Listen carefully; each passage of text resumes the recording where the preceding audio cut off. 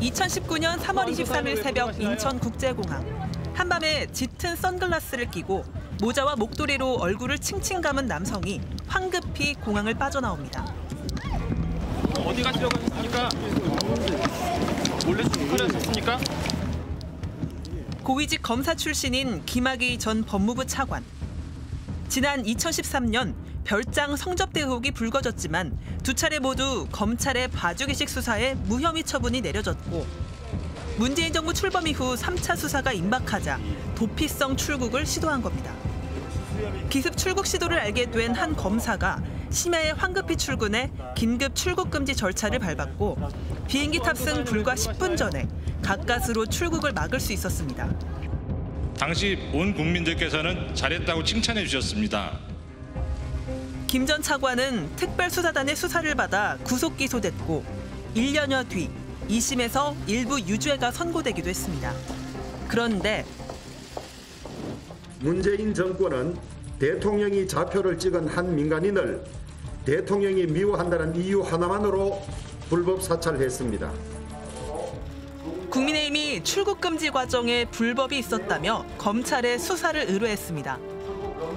윤석열 총장이 이끌던 검찰은 출국 금지에 관여했던 인사들에 대해 대대적인 수사에 착수합니다. 검찰이 구속영장 청구로 수원구치소에서 유사 수의를 입은 채로 지문을 날인하고 머그샷을 찍고 수사는 문재인 정부 청와대로까지 향했습니다.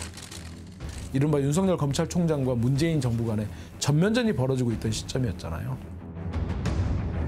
지난달 대법원은 김 전 차관의 출국 금지는 범죄 혐의자 출국을 막기 위한 정당한 시도로 봐야 한다며 관련자 모두에게 무죄를 선고했습니다.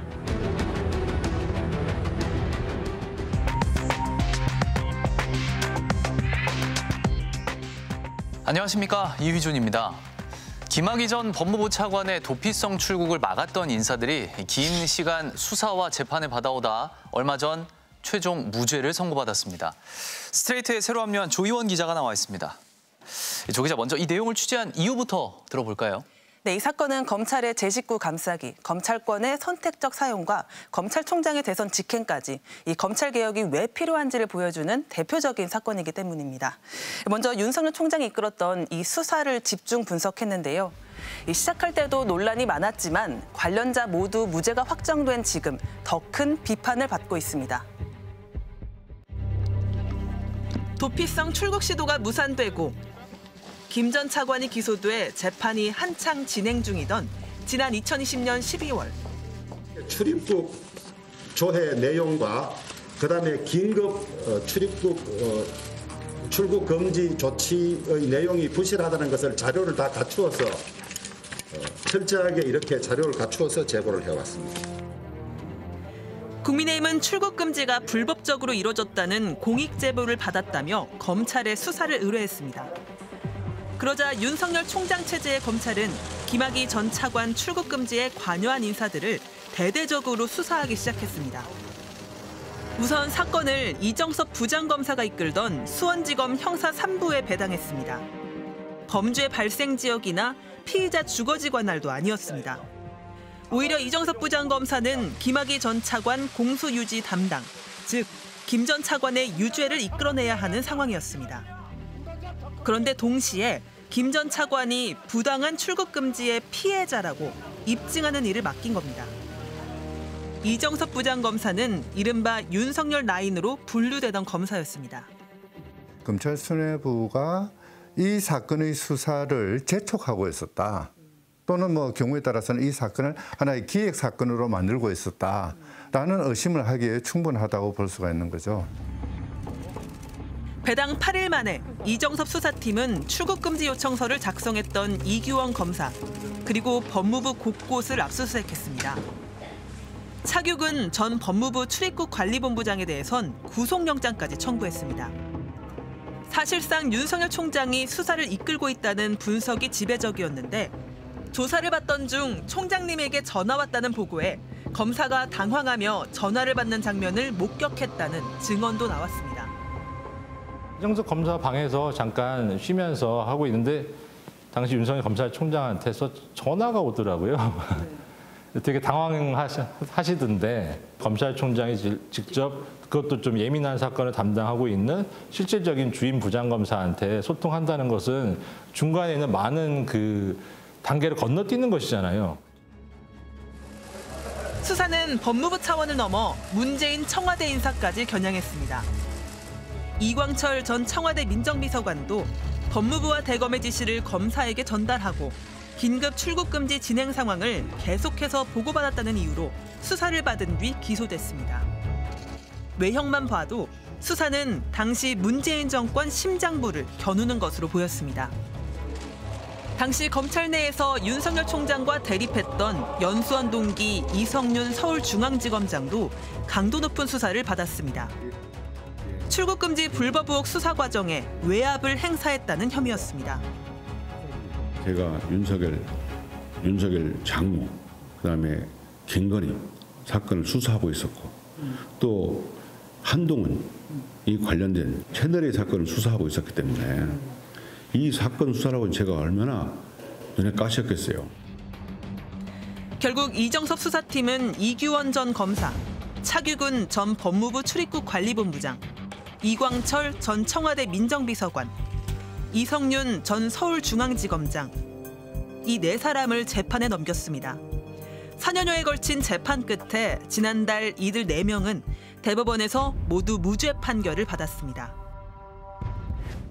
수사의 시초가 됐던 제보. 제보자는 장준희 당시 부장검사였습니다. 장 전 검사는 당초 김 전 차관이 자신의 출국 금지 여부를 사전에 알았다는 의혹. 즉 법무부 내부에서 누군가 김 전 차관에게 정보를 알려줬는지 조사하는 업무를 수행했습니다. 그런데 그 과정에서 오히려 출국 금지 과정의 불법을 알게 돼 국민의힘에 제보했다고 했습니다. 제보 내용의 핵심은 당시 법무부가 민간인이던 김학의 전 차관의 출입국 정보를 불법적으로 조회했고 또 출국 금지를 요청하면서 문서에 기재했던 사건 번호가 허위라는 것이었습니다. 그러면서 당시 박상기 법무부 장관과 김우수 차관을 비롯한 법무부 고위직부터 출국 금지 요청서를 작성한 이규원 검사까지 11명을 범죄 혐의자로 지목했습니다. 출국 금지를 실행했던 이규원 당시 검사는 김 전 차관이 아직 공식 입건되지 않아 사건 번호가 없었기 때문에 일단 과거 사건 번호를 긴급하게 적어낸 뒤 사후 수정하려 했다고 해명했습니다. 불법 출국 금지 의혹이 불거졌을 당시 스트레이트는 과거 다른 사건의 출국 금지 과정은 어땠는지 살펴봤습니다. 다른 사건의 출국 금지 요청서들을 확보해 검토해봤는데 사건 번호가 아예 적혀있지 않거나 지검장 직인이 빠져있는 등 절차적 흠결이 다수 발견됐습니다. 하지만 사건 번호를 빼먹은 검사가 수사를 받고 기소된 흔적은 찾을 수 없었습니다. 긴급한 경우 출국 금지 요청서에 사건 번호를 제대로 기재하지 않는 관행이 존재했다고 볼 수 있었습니다. 불법 출국 금지 혐의에 무죄를 선고한 사법부는 수사 대상자가 될 것이 확실한 김학의의 출국 시도를 저지한 목적의 정당성, 필요성, 상당성이 인정된다고 밝혔습니다. 이는 무고한 일반인의 출국을 저지한 경우와는 달리 보아야 한다고 명시했고 이 판단은 대법원까지 그대로 유지됐습니다. 결국은 저는 문재인 정부가 추진했던 검찰개혁에 대해서 보복하고 특히 자기 식구 건드린 데 대한 저는 보복이라고. 조희원 기자, 당시를 되돌아보면 이 수사가 진행되고 있을 때 윤석열 총장의 대권 출마설이 꾸준히 나오고 있었고 또 실제로 수사가 끝날 무렵에 대선에 뛰어들었잖아요. 그렇습니다. 특히 당시 윤석열 검찰은 정치적인 논란 속에서도 이 문재인 정부를 향해 여러 가지 수사를 밀어붙이고 있었습니다. 그리고 정작 중범죄 혐의를 받았던 김학의 전 차관은 무죄를 확정받은 건데요. 이 검찰 역사상 가장 부끄러운 사건이라는 비판이 나오고 있습니다. 문재인 정부의 검찰개혁에 동참하겠다고 밝히며 검찰총장에 임명된 윤석열 총장. 하지만 검찰개혁 대신 임명 직후부터 문재인 정부를 정면으로 겨냥했습니다. 2019년 하반기부터 조국 전 법무부 장관에 대한 수사로 문재인 정부와 대척점에 섰고 뒤이어 울산시장 선거 의혹 수사로 다시 청와대를 겨냥했습니다. 문재인 대통령 친구인 송철호 후보를 울산시장에 당선시키기 위해 청와대가 경찰에 상대 후보 수사를 지시했다는 의혹이었습니다. 울산지검에 고발됐던 사건을 윤석열 총장 지시로 갑자기 서울중앙지검으로 가져왔고 송철호 당시 울산시장뿐 아니라 조국 전 민정수석, 백원우 전 민정비서관에 이어 임종석 전 비서실장까지 줄줄이 수사선상에 올랐습니다. 검찰 스스로 울산에서 1년 8개월이나 덮어뒀던 사건을 서울중앙지검으로 이첩할 때 이미 분명한 목적을 가지고 기획되었다고 저는 확신합니다. 이듬해인 2020년에는 문재인 정부의 탈원전 정책 과정에서 불법적인 자료 폐기가 있었다며 산업통상자원부에 대해 강도 높은 수사를 진행했습니다. 이 수사를 맡은 대전지검장은 역시 윤석열 라인으로 분류되는 이두봉 검사장이었습니다. 장관을 상대로 구속영장을 청구했고 당시 원전산업정책관이었던 문신학 현 1차관은 실제 구속까지 됐습니다. 그리고 비슷한 시기 측근이었던 한동훈 검사장이 연루된 검언유착 사건 수사를 방해한 혐의 등으로 추미애 당시 법무부 장관이 윤석열 총장에 대한 징계 결정을 내렸습니다. 검찰총장으로서의 직무를 수행하는 것이 더 이상 용납될 수 없다고 판단하여 금일 검찰총장에 대하여 징계를 청구하고 검찰총장의 직무 집행 정지를 명령하였습니다. 윤석열 검찰과 문재인 정부의 갈등은 최고조에 달했습니다. 법원의 가처분 인용으로 윤석열 총장 징계의 효력이 정지된 직후 김학의 전 차관 출국 금지 과정에 대한 수사는 일사천리로 진행됐습니다. 김학의라는 사람에게 주어진 불이익이라고 하는 게 대한민국을 마음대로 떠날 수 없다는 것밖에 없었어요.